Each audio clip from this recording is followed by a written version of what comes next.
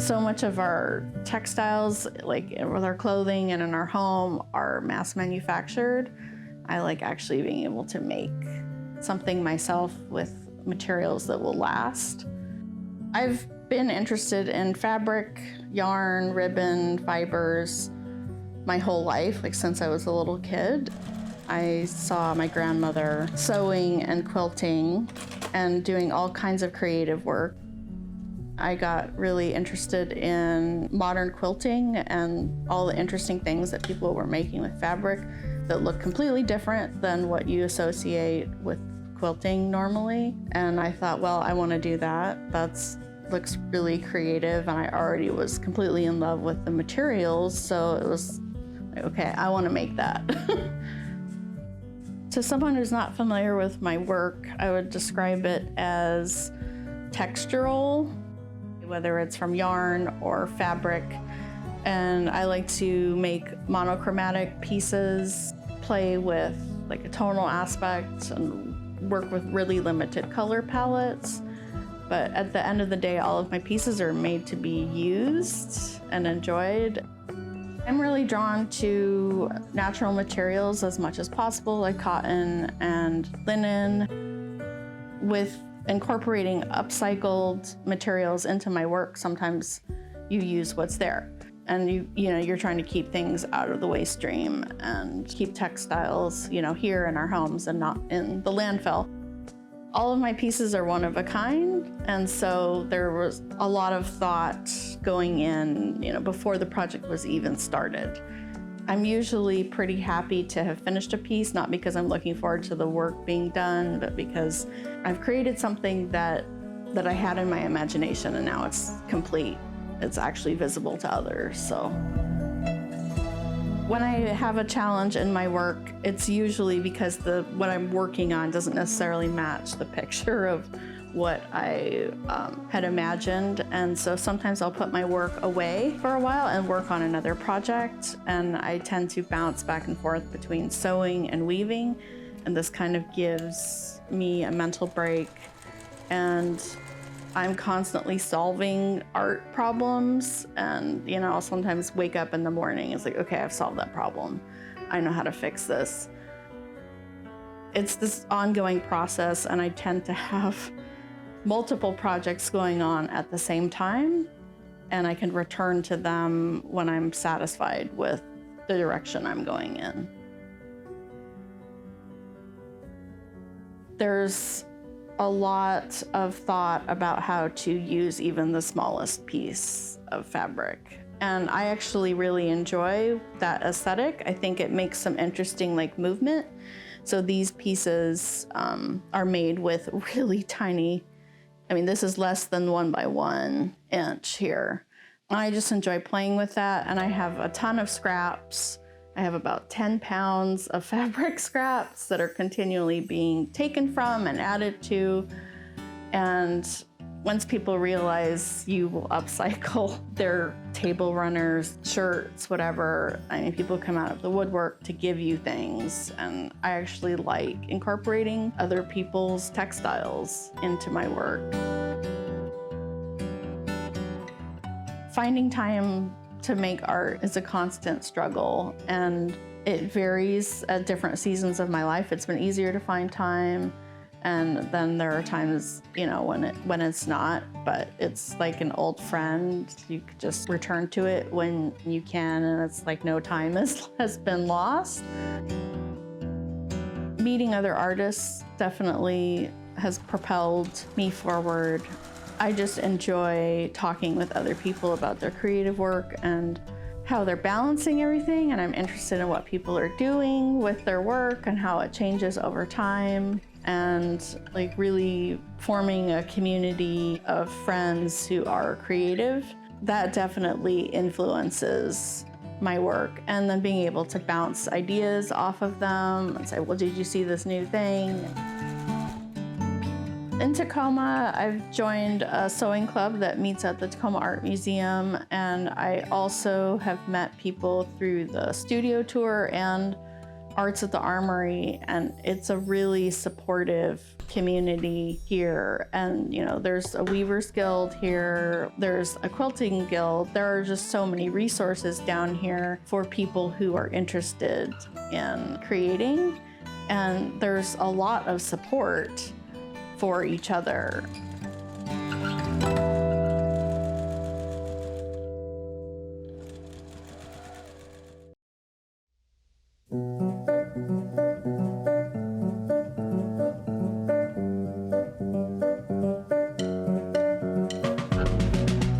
I'm Kristina Batiste. I am a potter, and I work out of a studio here in Tacoma, Washington.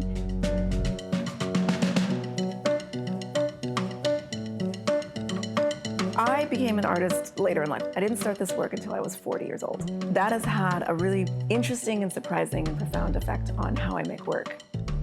When I was younger, I feel like, you know, I didn't have anything to say. I hadn't seen enough of the world yet. I hadn't really been in the world and experienced a lot of different things. So I didn't have as much to say. And now, as an older artist, I do.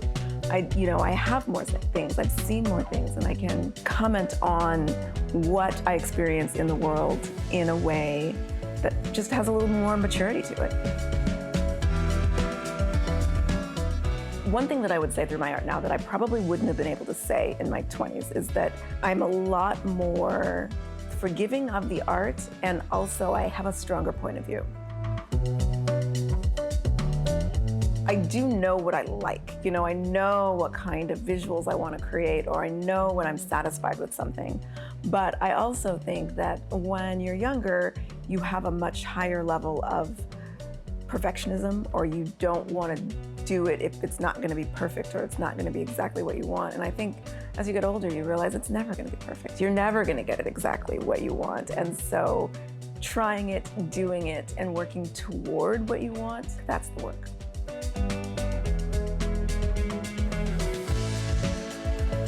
My whole life has really shaped who I am as an artist.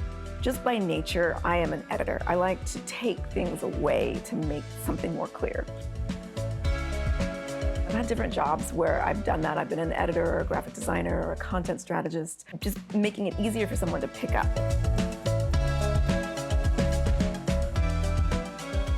One of the things that draws me to minimalism as an approach is that it creates space for quiet. Our world is really loud, and it's really fast, and there's always a lot going on, and there's always so many demands on your attention and on your time. And I want my work to create a pause in all of that, a way to stop and maybe look at one thing and not have distraction and not have so much around it, that you can really just focus on this one little thing.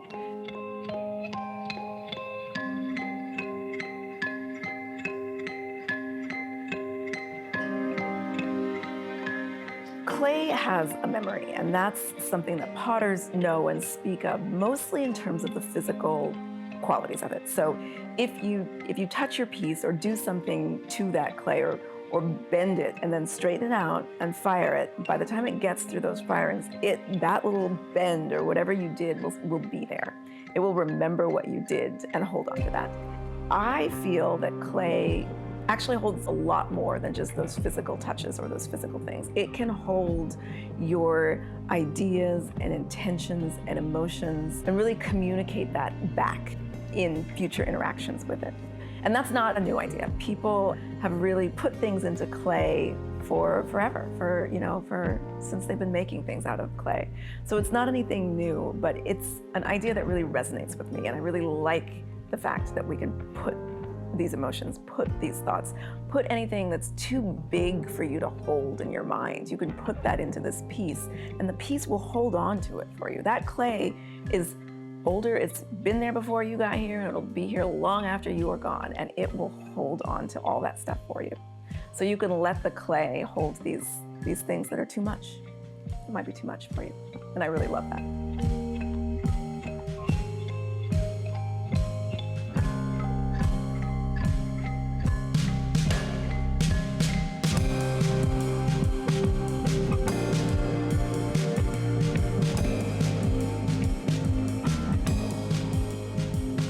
there is a piece or a series of pieces that I made a few years ago during the summer of 2020, during the racial awareness and a racial waking up that we had as a country.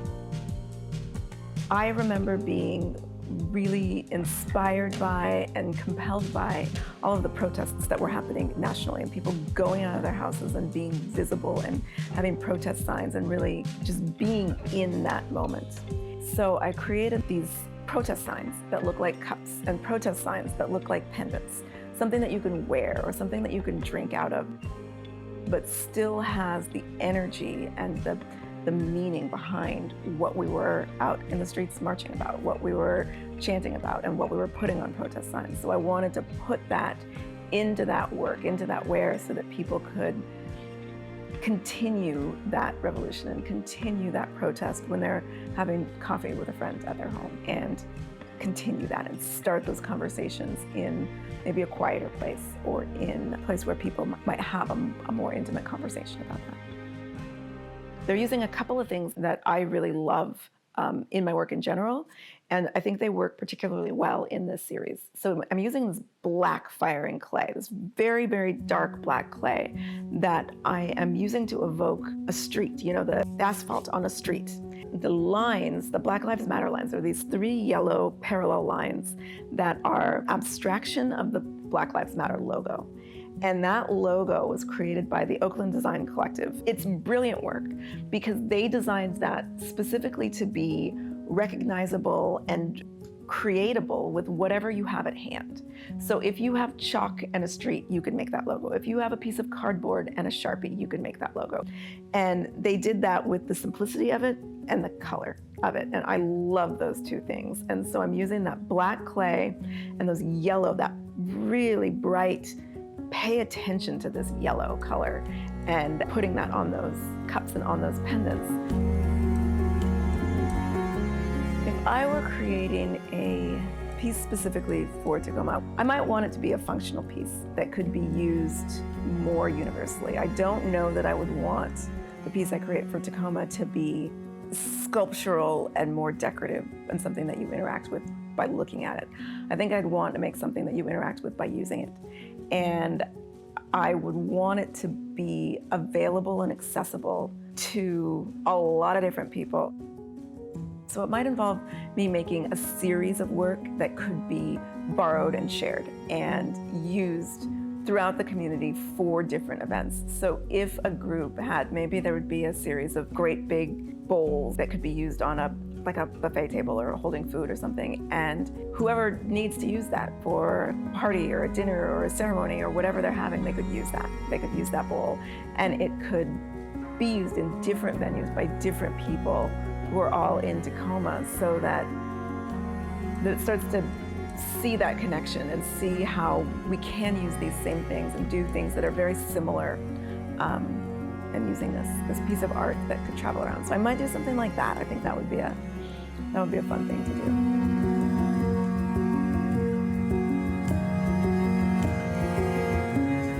The most valuable thing in the world is someone's attention and focus on something. There was a potter who was putting her or his attention into that vessel. They were 100% focused on making that pot, whether it was centering and throwing or trimming or glazing. That attention is part of what is retained. There's also that emotional capacity of that they want to put something that they see as beautiful into the world that then you get to use. I think there's a lot of elements that are creating that harmonious experience of using handmade ware. I don't think it's any one thing, but it's magic. Yeah.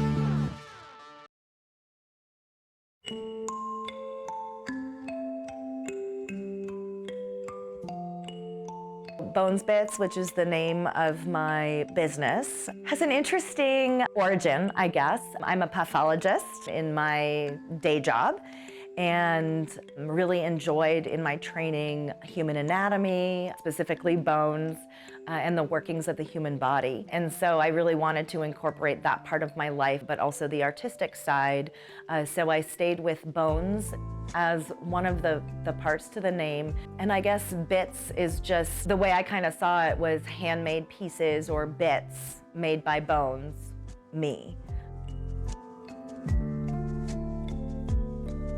They are structure in and of themselves. You can use to display whatever you choose, the plant, a bowl, etc. That, to me, is an interesting connection, that bones being a nice structure to your body, we're talking about then macrame as having structure to it. The other piece is that bones, when you think about them, are very linear and have a purpose and a place. Macrame to me also is very linear and kind of a connection in that way with the cord and the patterns that are created in that sense.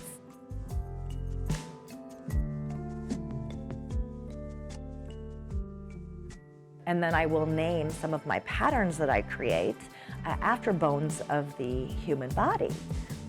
So depending on the pattern and what I create, I kind of imagine which bone in the body does this pattern seem to represent or look most like. And there are a few examples that I can give. There is a bone called the sacrum. That is a bone composed of multiple bones actually fused together, but at the bottom of your spine. And it's this very cool, almost braided, kind of lace-like pattern. And one of my pieces is reminiscent of that bone in terms of the pattern, and I call it the sacrum. For whatever reason, when learning about bones, the incus, which is one of the little bones in your ear, was my favorite bone. I think it might have been the name or the fact that it's a very tiny bone and has such a big purpose. I named my go-to pattern, the one that is just classic macrame to me, after that bone as my favorite bone in the body. Yeah, there's one named the coccyx, which is your tailbone. And it comes to a nice triangular point, and this pattern happens to have a triangle in it and is reminiscent of that bone. So it's kind of fun, but does bring all of the aspects of my life together into my art. My earliest memory of doing macrame was in second grade, interestingly. We had these options of doing crafts after school. And I remember going towards macrame as one of those options. And we created a small, I think it was a keychain or something to that effect. And that is my earliest memory of starting macrame. Maybe about 10, 15 years ago now, I rediscovered macrame, kind of out of necessity or need or want, to create something for my house. And that's when I kind of rediscovered that this is something that speaks to me, that is amazing, wonderful, and continued to do it over the years. When I rediscovered it, I did actually see in the neighborhood, just behind the house, a couple plant hangers of macrame hanging on someone's porch. And that is one thing that inspired me to think, hey, I can do this too, for myself and for our space. And for me, there's definitely the artistic aspect, the work aspect. For me, work is very rewarding, very, I guess, time-consuming, but also can be quite stressful. So then I needed to look for outlets for myself, for stress relief, but also to be able to show my personality as well. And art is one of those outlets for me in terms of stress relief. Macrame has become one of those very meditative, ritualistic activities for me, but also that nice outlet for stress relief, right? And that's kind of what makes a whole person, which is wonderful that I've found that.